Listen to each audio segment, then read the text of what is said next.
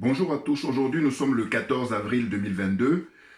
Je fais cette vidéo pour revenir sur l'intervention tant attendue de Monsieur François Asselineau. Même si c'est vrai qu'il avait donné une interview il y a 2 jours sur la chaîne, je crois, TV Finance ou je sais plus quoi. Voilà.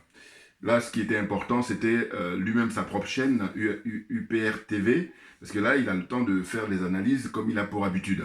Donc j'attendais ça, et effectivement, je viens juste de la regarder, et c'est pour ça que je tenais à faire cette vidéo, pour vous donner mon point de vue. Alors, je me présente, Joubian, c'est mon surnom sur le net, et puis je suis accessoirement spécialiste de la France. Je reviens effectivement sur l'intervention de M. Asselineau concernant les résultats du premier tour des élections, l'élection présidentielle en France pour 2022. Donc ça a eu lieu le dimanche 10 avril 2022. Bon, dans l'ensemble, M. Asselineau, je pense qu'il fait plus ou moins dans ce que j'appelle le politiquement correct. Plus ou moins, plus ou moins. Alors, c'est vrai que moi, j'ai pas les mêmes, comment dire, contraintes que lui, hein, au sens où moi, je suis beaucoup plus libre. Ouais. On peut pas tout avoir, hein. C'est-à-dire que je crois qu'au point de vue assise, au point de vue notoriété, il est beaucoup plus connu, et puis voilà. Mais par contre, moi, voilà, c'est aussi cet avantage-là, que je peux être beaucoup plus libre à dire des choses, au sens où je sais pas si lui, il pouvait dire que, en fait, le premier tour, en réalité, M. Macron a été éliminé. C'est clair et net. Alors, regardez mes vidéos précédentes, hein, notamment les 2 dernières, où j'en ai fait l'illustration, ou la toute dernière, de dire que M. Mélenchon a raflé pratiquement les votes dans toutes les grandes villes de France. Pratiquement, il arrive en tête. Et puis, dans les départements, territoires, régions d'outre-mer, mais on pourra toujours dire que oui, il y a eu un taux d'abstention et tout, mais le taux d'abstention, de toute façon, il est valable pour tous les candidats. Voilà. Et que par conséquent, on va tenir compte justement de ceux qui ont été votés. Et ceux qui ont été votés, visiblement, dans pratiquement toutes les agglomérations, tous les départements, toutes les régions, Jean-Luc Mélenchon, de manière générale, est arrivé en tête. Vous voyez? Et donc, moi, je le dis vraiment librement, en tant qu'homme libre, que cette élection comment dire, du 10 avril 2022, c'est M. Macron qui est éliminé. Et que par conséquent, ce qu'on devrait avoir, c'était Jean-Luc Mélenchon en première position, et puis Mme Marine Le Pen arrive en deuxième position. Et M. Macron, peut-être, je dis bien peut-être, arriverait en troisième. Voilà. Mais il se trouve que le scénario a été organisé depuis très longtemps par, comment dire, l'oligarchie. Voilà, c'est l'oligarchie qui gère tout ça, hein, de manière, comment dire, mécanique, de manière technique, de manière rationnelle, hein, de manière, comment dire, scientifique. Tout est bien organisé. Regardez, quand vous regardez l'histoire de France dans le passé très lointain, l'histoire ancienne, on parlait, vous savez, on ne parlait pas encore de citoyenneté. Donc, il était question, quand il s'agissait des élections, de ce qu'on a appelé à l'époque, moi c'est ce que j'ai retenu de mes cours de Sciences Po, enfin, sciences politiques, hein, quand j'étais en fac, c'était ce qu'on appelait les votes censitaires. Les votes censitaires, c'est-à-dire quoi? C'est-à-dire que c'était pas encore le suffrage universel, voilà. C'est en opposition au suffrage universel. Suffrage universel, hein, c'est le fait que le peuple, hein, un homme une voix, hein, ou une femme une voix, hein, voilà. Donc chaque citoyen a sa voix qui compte. Voilà, ça c'est le suffrage universel. Or, le système censitaire, à l'époque, c'était des gens riches, c'était voilà, des gens riches qui payaient leur... fallait avoir les moyens de payer son vote, voilà, hein, pour désigner les députés et les représentants du peuple. Vous comprenez? Mais le constat que je fais, moi, tout en analysant les choses, c'est que je me dis, mais en fin de compte, on est dans l'apparence, parce que là, au XXIe siècle, quand on voit comment s'est organisées les élections en France, en tout cas l'élection présidentielle, et puis l'élection aussi des grandes villes quand il s'agit de la mairie, hein, des mairies, hein, les grandes villes de France, quand il s'agit de ça aussi, pareil, ça ressemble un peu pour moi à l'élection présidentielle. C'est-à-dire que c'est l'oligarchie qui organise, à savoir qui est-ce qui va être à la tête de la ville de Paris, de la ville de Lyon, de la ville de Marseille, vous voyez, les grandes villes de France. Vous voyez, voilà. Donc, mais monsieur Mélenchon, je pense qu'il en sait des choses, mais il n'ose pas parce que voilà, il est obligé aussi, il est tenu un peu d'une certaine façon. Bon, je peux le comprendre, je peux le comprendre. Cela dit, j'ai dit, il est de très loin quelqu'un d'intègre par rapport à tout ce monde-là. La preuve en est, vous avez bien vu, il a été écarté. Or, le fait qu'il soit écarté fait partie justement du processus. Mais oui, parce qu'en réalité, quand on regarde les 12 candidats, mais dites-moi, qui est-ce qui est beaucoup plus qualifié que M. Macron, enfin que monsieur François Asselineau? Alors on pourra me dire peut-être Jean-Luc Mélenchon, justement. Mais sauf que Mélenchon, effectivement, il a l'expérience, hein, parce qu'il a été ministre, parce qu'il a été sénateur, parce qu'il a été député européen, et maintenant il est député au Palais Bourbon. Il a été conseiller municipal. Bon, c'est vrai. Mais ça n'empêche que il n'a pas l'intégrité morale de M. François Asselineau. Parce que figurez-vous que, là, d'ailleurs, il a dénoncé M. Asselineau dans son intervention d'aujourd'hui. Il a dit quoi? Il a dit qu'il n'a pas compris pourquoi, alors qu'il y a 15 jours pour en arriver au second tour, puisque premier tour le 10 avril, deuxième tour le 24, donc il y a 15 jours, défini par, comment on appelle ça, la loi électorale et puis la Constitution française. Donc il y a le temps pour que les gens s'organisent et prennent le temps de réfléchir pour savoir qu'est-ce qu'ils pourraient faire pour le second tour. Or là, le soir même, il a vu qu'il y avait une contrainte. Hein, les candidats, hein, certains candidats, je dirais même tous, pratiquement, étaient, comment dire, poussés à dire tout de suite, hein, qu'est-ce qu'ils avaient décidé pour le second tour. Donc on a assisté à ce défilé-là, avec Mme Valérie Pécresse, qui a apporté tout de suite son vote. Enfin, elle appelait à voter pour Macron, hein, pour faire barrage au Front National. Or, j'ai dit, là, en 2022, il ne s'agit plus de parler de quelque chose de réchauffé. Il s'agit plutôt de parler de quelque chose de cramé, en thème trivial, si vous voulez. Puisque on a eu la première fois, c'était en 2002, avec Le Pen père, hein, Jean-Marie Le Pen lui-même, quand il a eu à affronter M. Jacques Chirac. Et à l'époque, Chirac avait gagné avec plus de 82% de voix. Hein, parce qu'il y a eu justement là aussi pareil, hein, le barrage contre le Front National. Donc ça, c'est la première étape. Deuxième étape, en 2017, c'était sa fille, Marine Le Pen, qui, elle, maintenant, comment dire, est proposée par l'oligarchie. J'ai dit proposée, pourquoi? Parce qu'en réalité, notez bien que Marine Le Pen, notez bien, hein, par rapport à ma vidéo d'aujourd'hui, que, en fait, concernant la vie politique française, après ces élections-là, soit elle est élue président de la République, là ça va être quelque chose d'extraordinaire, pour moi ça serait miraculeux, alors que si elle ne l'est pas, je ne serais pas étonné du tout. Par contre, ce qui est sûr, c'est que si elle l'est, bon, mais l'aventure continue pour elle. Mais si jamais c'est M. Macron, comme a prévu, comment dire, l'oligarchie qui gagne, eh bien, elle, je pense qu'elle va être remplacée par M. Bardella. Voilà, ça c'est mon point de vue personnel. Voilà, c'est l'oligarchie qui décide de tout.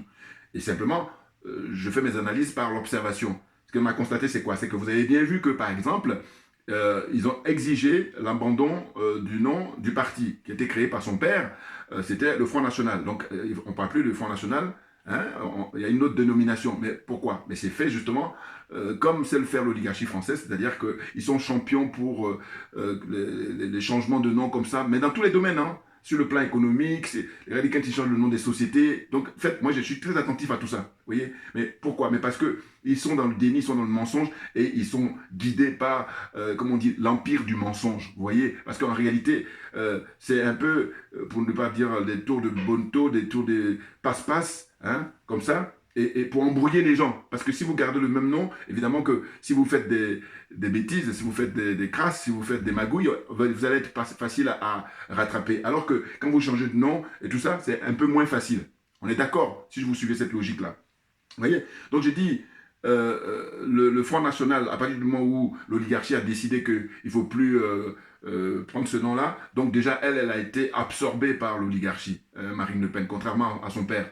En tout cas, un peu moins. Son père était un peu moins. Hein. Un petit peu dans le système, mais un peu moins. Tandis qu'elle, elle est complètement dans le système.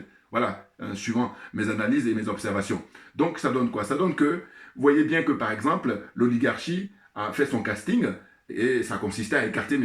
Asselineau qui, du reste, je vous dis, c'est le candidat qui, comment dire, est à même pour défendre la dignité des Français aujourd'hui au XXIe siècle, en réalité. Parce que tous ces beaux mondes-là, hein, les 12 autres candidats, ce ne sont que des soldats de l'oligarchie. Ils sont là juste pour leur bien-être, hein, et non pas pour l'idéologie ou défendre les intérêts des Français. Ça se saurait. D'ailleurs, M. Macron, enfin M. Asselineau le démontre lui-même lors de son intervention là, en disant qu'écoutez, autant en 2017, on n'avait pas le recul, parce que M.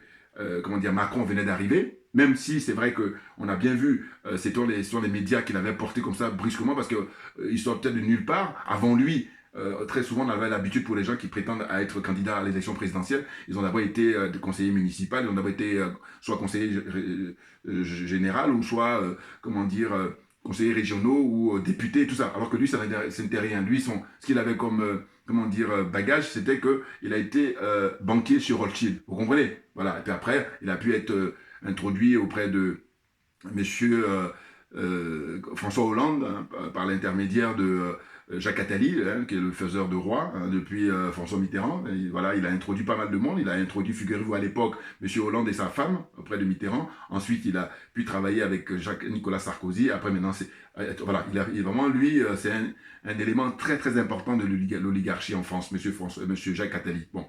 Donc, vous voyez bien que tout est bien organisé, dans le sens où monsieur Asselineau, je vous dis, il n'ose pas trop faire du frontal. Ce qui est sûr, c'est qu'il a donné un mot d'ordre dont il est resté, comment dire, fidèle, c'est qu'il a dit tout, mais pas Macron. Et ça, il l'a dit depuis, avant même le premier tour. Et donc, ce qu'il dénonce là, c'est de dire que, normalement, il a même fait les calculs, hein, tous ceux qui devaient s'unir pour affronter, parce qu'il dit il y a deux, il n'y a plus l'histoire de gauche-droite, il est maintenant question d'un côté de ceux qui veulent défendre la patrie, hein, qui est en danger selon lui, et puis ceux qui sont prêts à vendre la patrie justement. Et quand il fait les calculs candidat par candidat, ce que les uns et les autres ont pu rapporter, il a fait d'un côté, tous ceux qui sont avec Macron, ils sont autour de 39% de voix, alors qu'à côté, c'est 61%, donc victoire écrasante. Hein, c'est-à-dire Marine Le Pen, Jean-Luc Mélenchon et tout ça, il les a énumérés. Je voulais aller regarder hein, sa dernière vidéo, monsieur François Asselineau, UPR TV. Voilà, UPR TV. Vous allez voir. Mais moi, au fond, je dis quoi? Je dis, mais il n'y a rien d'étonnant. Bien entendu. Pourquoi? Parce qu'au fond, lui, aujourd'hui, ce qu'il fait comme déclaration, je dis, mais il prêche dans le désert parce que tout ce monde-là, même Éric Zemmour, qui va dire qu'il appelle à voter pour Marine Le Pen, lui, il appelle par contre à faire barrage à M. Macron. En réalité, tout ça aussi est orchestré par l'oligarchie pour qu'on n'y voit que du feu, évidemment, parce que ce serait trop flagrant si tout le monde, comme ça, à 100%, allait, comment dire, appeler à voter pour Macron. Il faut bien qu'il y ait quelques-uns, comme ça, il y a une certaine nuance, et là, ils font dans l'embrouille. Et comme il y a beaucoup de gens qui ne sont pas avertis, et quand ils observent ça, ils pensent qu'il y a une certaine équilibre, alors que pas du tout. Ça, c'est justement ce que j'appelle des mises en scène, voilà, qui sont bien écrits depuis fort longtemps. C'est-à-dire que, suivant le casting qui a été fait, regardez bien, hein, Florence Artaud, Monsieur Roussel, tous ces gens-là, Monsieur Lassalle, ils ne sont pas qualifiés que Monsieur François Asselineau, soyons d'accord, soyons sérieux, voyez. Et donc, si on les a pris, c'est bien parce qu'ils sont prévus dans le dispositif, voilà, c'est clair pour moi, vous voyez. Donc, vous suivez bien. Donc, je disais tout à l'heure qu'il y a quelqu'un comme Éric Zemmour qui dit qu'il appelle à voter, comment dire, Marine Le Pen, il soutient Marine Le Pen pour faire barrage à M. Macron. Et paradoxalement, Marine Le Pen, c'est là où je vois le travail que fait l'oligarchie, c'est que elle dit qu'elle ne veut pas avoir de contact avec Éric Zemmour. Non mais vous vous rendez compte? Mais ça frise le ridicule. Et puis, on se moque du peuple français. On méprise le peuple français à un point. Mais je refuse qu'on insulte mon intelligence. Voilà, c'est de ça dont il s'agit. Parce qu'ils insultent l'intelligence d'autrui. Ils insultent l'intelligence des Français. Et même quand je dis ça, c'est un euphémisme. Ah oui, ils vont beaucoup plus loin que ça. Ils méprisent très, très clairement. Parce que, regardez, réfléchissez un peu. Qu'est-ce que ça veut dire que Marine Le Pen, elle refuse de rencontrer monsieur, comment dire, Éric Zemmour, alors qu'ils sont dans la même famille de pensée? Mais c'est l'oligarchie qui décide de tout, c'est clair. Hein, tout comme quand, au soir même, la proclamation des résultats, tout de suite, chacun commence à dire, alors que, comme dit M. Asselineau, il y a le temps. Hein, voilà, contrairement aux élections municipales ou législatives, là, il y a 15 jours. Voilà. Mais non, l'oligarchie, c'est pas comme ça se passe. Il faut marteler tout de suite pour que les gens, comme ils sont déjà lobotomisés, c'est prêt dans leur tête, et ils sont partis pour faire le réchauffer, voire le cramer, là, en disant que on va faire un vote malgré nous, un vote républicain. Mais n'importe quoi, n'importe quoi. Je vous dis, beaucoup de Français n'ont pas la conscience politique, c'est clair, mais tout est fait pour qu'il n'y ait pas cette conscience politique, justement. Mais pourquoi? Mais parce que, regardez, dans un pays qui se veut démocratique, comment on peut expliquer qu'il n'y ait pas de débat, hein, j'allais dire, avant qu'on arrive au 10 avril. Voilà, un débat sérieux. C'est-à-dire que ce qu'on a observé, c'est qu'il y a 3-4 mois, il y a eu des débats pour des candidats qui étaient venus juste faire de la figuration. Et tout ça, c'est ce que je dis, l'oligarchie en France donne l'impression à l'opinion internationale et surtout aux Français que nous sommes en démocratie alors que c'est une pseudo-démocratie. C'est, comment dire, une dictature qui ne s'assume pas. Voilà. Hein. c'est du TOC. Hein. C'est une république bananière. Alors, donc, bienvenue en République démocratique de France. Donc, ce que je veux dire, c'est quoi? C'est que je dis, on a observé des gens comme Arnaud Montebourg, d'autres candidats qui sont venus faire des débats et tout ça, même des espèces de primaires, n'importe quoi, tout ça c'est des mises en scène. Vous voyez, et comme les gens ne sont pas avertis, donc ils ne comprennent pas grand-chose. C'est clair, hein. Il y a certains d'entre eux qui comprennent, mais qui sont malhonnêtes parce qu'ils n'osent pas dire les choses. Alors que normalement, le rôle d'un intellectuel dans n'importe quel pays, c'est de donner la lumière pour que monsieur Asselineau, pardon, le travail qu'il fait, voilà, ça c'est vraiment la noblesse de l'intelligentsia. Enfin quand on dit qu'on est intellectuel, c'est ce qu'il fait. Voilà, parce que ça éclaire le peuple. Or, les autres, ils sont dans une corruption morale dans un premier temps et puis une corruption matérielle dans un second temps. Vous voyez? Donc, ce que je disais concernant Marine Le Pen, j'ai dit, mais comment expliquer qu'elle, longtemps, d'abord, c'était son père qui était ostracisé, hein, qui se plaignait même à chaque fois quand il était invité de dire que non, je ne suis pas invité nulle part, ce que fait au même aujourd'hui M. Asselineau. Mais à l'époque, c'était M. Jean-Marie Le Pen qui se plaignait. Vous voyez, on ne peut pas parler de démocratie dans ce cas-là. Alors que normalement, j'ai dit, si on considère que c'est un parti qui est infréquentable depuis des décennies, il faut faire des lois, il faut faire une loi, hein, et puis pouvoir les écarter. Mais comme ils sont pour dire tout et son contraire, ils vont dire non, non, non, non, si on fait ça, on n'a pas le droit parce qu'on n'est pas en démocratie. Mais ils disent ça, hein. Donc c'est pour pouvoir maintenir le Front National. Et puis après maintenant, quand le Front National arrive au second tour, passe le cap du premier tour, on dit non, non, non, on fait bloc. Mais je dis tout le monde doit rentrer en psychiatrie parce que c'est un pays de malades. Ah ben oui, non mais attendez, soit on ne comprend pas, et c'est ce qui fait leur force, c'est qu'il y a beaucoup de gens qui ne comprennent pas. Mais bien entendu, beaucoup de gens ne comprennent pas. Hein, ils suivent, et c'est ça. Donc, tout à l'heure, quand je parlais du système censitaire, je dis, mais on est toujours dans le système censitaire, là, finalement. Pourquoi? Parce que les systèmes de sondage, mais c'est fait pour que on prépare l'opinion, et donc tout est artificiel. Alors que normalement, d'ailleurs, j'ai regardé, là, il y a, comment on appelle ça, un journaliste qui a fait un bouquin là-dessus, et qui demande à ce que, M. Asselineau lui aussi également, il dit de supprimer les sondages. Mais les sondages sont là, justement, pour combler l'absence de débat. Et l'absence de débat est voulue, hein, c'est volontaire, c'est l'oligarchie qui ne veut pas qu'il y ait des débats. Parce que s'il y a des débats, eh ben, ça permettra aux citoyens de comprendre qui dit quoi, qui vaut quoi. Hein, voilà, c'est clair. Donc là, on fait exprès qu'il n'y ait pas de débat. Et puis comme ça, c'est les sondages qui décident. Or, les sondages, c'est encore une fois l'oligarchie qui paye, qui finance tout ça. Qui est-ce qui paye? C'est pas les petits gens qui n'ont pas les moyens, qui sont au SMIC ou je ne sais quoi encore. Non, c'est l'oligarchie, des gens très riches. Hein, les oligarques français, ce sont eux qui payent. Et puis donc, c'est pour leur propre service, c'est pas pour le peuple français. Vous voyez? Donc tout ça est formaté et le pompon de tout, le comble de tout ça, c'est que quand on écoute monsieur François Asselineau tout à l'heure, il disait que voilà, comme on a deux forces, et il se trouve que si ceux qui sont contre le globalisme, contre le mondialisme, eh ben, s'ils se mettent tous ensemble, normalement, monsieur, Macron n'a aucune chance hein, pour le 24. Mais il se trouve que aussi bien monsieur Dupin-Aignan, aussi bien monsieur Zemmour, qui appelle à voter pour Marine Le Pen pour faire barrage à Macron, en réalité, ils le font parce que ça a été décidé par l'oligarchie. C'est clair et net pour moi. Voilà. Voilà, c'est ça la différence entre M. Asselineau finalement et moi, parce que je dis, moi, je jouis d'une liberté que lui n'a pas. Ou en tout cas, sa liberté est limitée. Voilà. Moi, je dis par exemple que, je dis ouvertement, parce que lui, là, il aurait pu le dire. J'attendais d'ailleurs qu'il le dise, mais non, il ne peut pas le dire, parce qu'il voilà, y a des limites. Là, il a ses limites, là. Voilà. C'est de dire qu'en fait, cette élection, moi, je crois que c'est Jean-Luc Mélenchon et Marine Le Pen qui étaient qualifiés pour le deuxième tour. Pour moi, c'est clair. Ça, on ne pourra pas me convaincre du contraire. C'est pas possible. Hein. Scientifiquement, les trucs sont là. Voilà. Il y a eu du trucage, hein, parce que c'était prévu de longue date, dont on arrive là. Pourquoi? Mais parce que, regardez, vous allez observer que des 12 candidats ou des 11 face à Macron, en réalité, le jeu de l'oligarchie consiste à justement faire tout pour que Marine Le Pen arrive, parce que, hormis Marine Le Pen, ou à la rigueur Zemmour, on va dire ces deux-là, vous enlevez ces deux-là, et bien, tous les autres candidats, je dis bien tous les autres candidats, c'est-à-dire que les 10 autres candidats, monsieur Macron ne pourra pas gagner. Face à monsieur Lassalle, il ne pourra pas.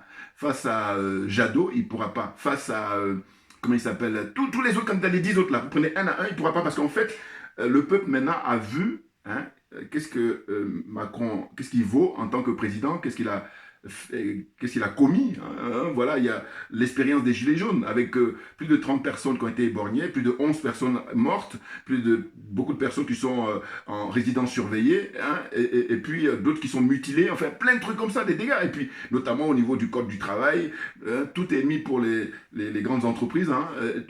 Regardez là l'histoire des hôpitaux et tout ça. Mais donc c'est vraiment la totale. Voilà. Et puis comme dit monsieur Asselineau, très justement d'ailleurs, il dit que depuis 1945, depuis la Seconde Guerre, c'est la première fois, comme ça, qu'on a un gouvernement d'extrême droite. Le gouvernement conduit par M. Macron. Vous voyez, c'est clair. Et donc, comme les Français ne sont pas avertis, comme ils n'ont pas une conscience politique, en tout cas, la plupart d'entre eux, eh ben, on les conduit comme ça, comme on dit, comme des moutons, voilà. Je dis, moi, vous savez, c'est pas manque de moyens. J'ai une idée qui m'est venue là, juste avant le premier tour, ou alors après le premier tour. Ouais, c'était autour du premier tour, le dimanche là. Dans la journée, je réfléchissais, je dis, mais en fait, si j'avais les moyens, voilà l'idée que j'ai eue, c'était en fait d'aller devant les bureaux de vote avec des moutons. Mais des moutons, des animaux, des moutons, voilà. Je vais avec quelques-uns, on va dire, si j'ai les moyens, je prenais 4 ou 5, voilà, et j'allais jouer le rôle de berger. Et je me mets devant un bureau de vote, notamment dans mon quartier où j'habite, voilà, et puis ils sont là. J'allais y rester toute la journée. Vous voyez, et quand je dis que moi, en fait, les idées ne me manquent pas. Voilà. Il faut juste que les gens me donnent les moyens. Et puis, voilà. Et donc, du coup, évidemment que je deviens très dangereux pour l'oligarchie, naturellement. Parce qu'en réalité, là, on n'est pas en train de faire de la violence. Mais par contre, c'est un travail mais, qui est très élégant, qui est très fin et qui est très profond. Vous voyez, venir avec des moutons. Et ceux qui viennent voter, ils vont voir que les moutons, là, devant le bureau de vote, on est là, on ne bouge pas. Et les moutons vous et puis eux quand ils rentrent ils s'interrogent, mais qu'est-ce que c'est que ça? Mais justement, c'est de leur montrer, parce que il y a des caricaturistes qui parlent de ça depuis fort longtemps, vous voyez, ou des humoristes, et bien là on est en plein dedans, voilà. Je vais mettre donc ce que je dis là, ceux qui peuvent le faire, parce qu'encore il y a le temps, puisqu'aujourd'hui on est le 14, donc il reste encore 10 jours, dimanche suivant, dimanche 24, et bien ceux qui ont le temps, qui ont les moyens, il faut avoir les moyens, allez, pas grand moyen, bon, mais allez-y devant un bureau de vote avec des moutons. Voilà, vous mettez là toute la journée, comme une sorte de manifestation.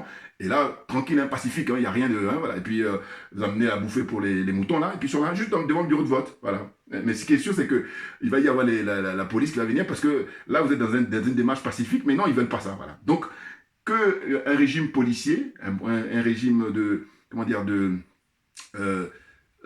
comme ça, prendre le peuple, j'allais dire, de manière violente, tout est traité par la violence, tout est traité par la police, par la force des forces de l'ordre. Voilà, il n'y a pas d'approche sociale, voilà, il n'y a rien. Ça a disparu en France.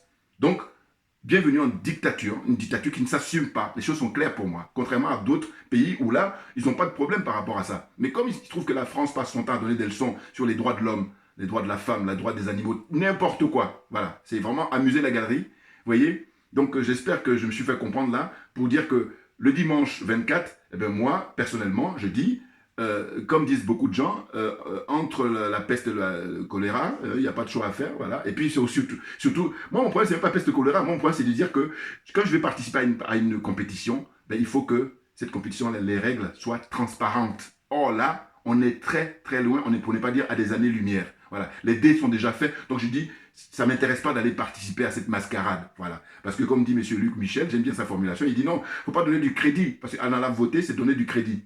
Voilà, tous ceux qui ont été votés, la première manière, le pompon, c'est le fait que je vous dis, tout ce beau monde-là, Mélenchon en tête, eh bien, ils sont tous pour donner, j'allais dire, à manger à l'oligarchie. Ils participent et ils jouent leur rôle, ce qui a été bien défini. Voilà, parce que c'est le matériel qui les intéresse, c'est leur confort de vie qui les intéresse. Aucunement, la souffrance des Français les intéresse. Parce que je dis, à l'époque, j'ai même rappelé dans une de mes vidéos, je dis, mais comment ça se fait qu'on éborgne des gens, et puis des gens qui sont soi-disant députés, des gens qui sont soi-disant maires, mais personne ne rend son écharpe, ne fasse pas une déclaration comme ça, en conférence de presse, pour dire, bah, écoutez, moi, je ne suis pas venu faire de la politique pour assister à ça. Voilà. Je suis venu faire de la politique pour servir l'intérêt général. Et que par conséquent, compte tenu de la tournée des choses, je rends mon écharpe. Personne.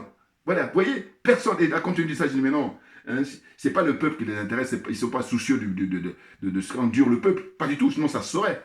Vous voyez? Donc voilà, ma vidéo d'aujourd'hui, là, pareil, c'était pour donner mon point de vue à chaud.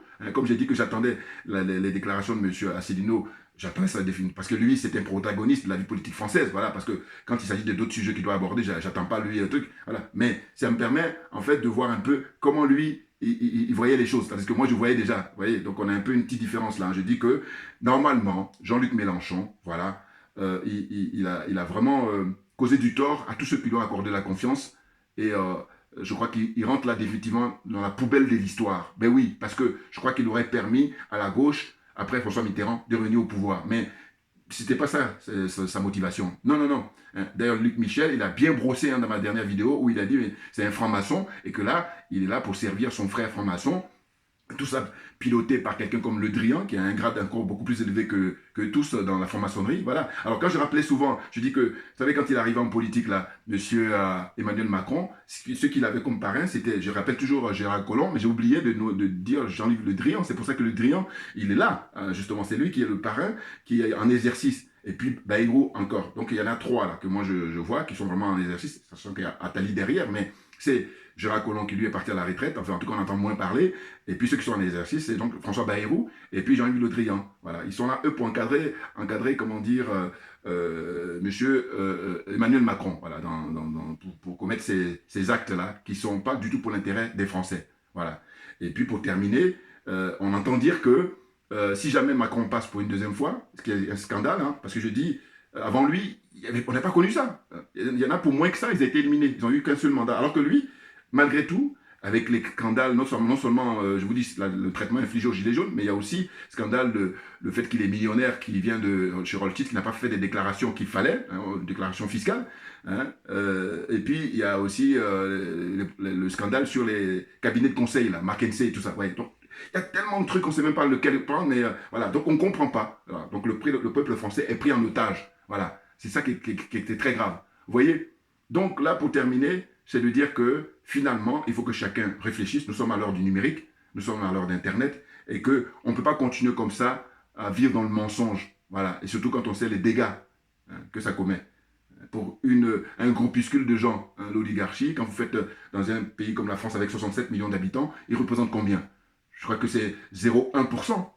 On est d'accord? Ou si vous voulez, alors, je vais être généreux, je dis 1%. Mais qu'est-ce que c'est que 1% à côté de 99% de la population? Qu'est-ce que c'est? Sachant que la richesse du pays appartient à tous les citoyens du pays. Voilà. Vous voyez? Donc, ce qui se passe actuellement en France, c'est historique. Hein.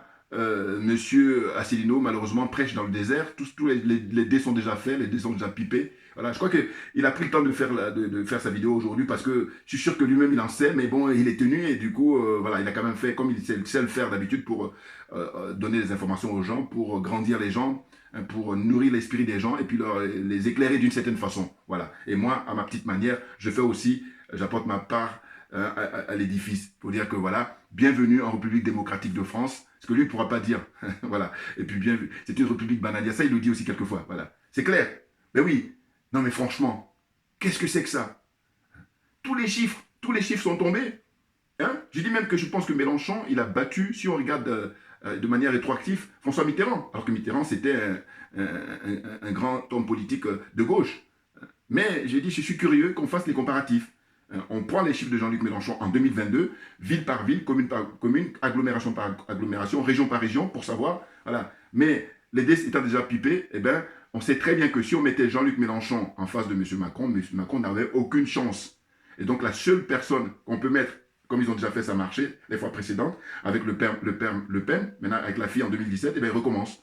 Voilà. Donc maintenant, c'est aux Français, voilà, de prendre leurs responsabilités pour savoir est-ce qu'ils veulent un deuxième mandat pour ce monsieur qui a commis tant de dégâts. Voilà. Donc la question reste posée et puis chacun doit prendre ses responsabilités. Merci à vous tous pour votre attention et puis à très bientôt. On lâche rien. Voilà.